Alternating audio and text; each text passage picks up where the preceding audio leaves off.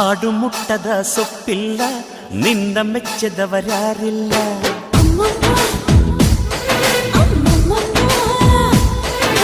ಜೇನಿಗಿಂತ ಸಿಹಿ ಬೇರಿಲ್ಲ, ನಿನ್ನ ಮುದ್ದಿಗಿಂತ ಸಿಹಿ ಬೇಕಿಲ್ಲ.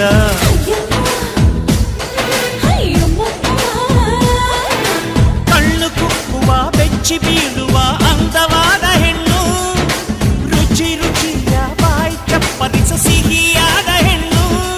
ಅಯ್ಯೋ ತಿಂದು ಬೇಗಿದರು ಆಸೆ ತೀರದ ಪಂಚಾಮೃತ ಇವಳು.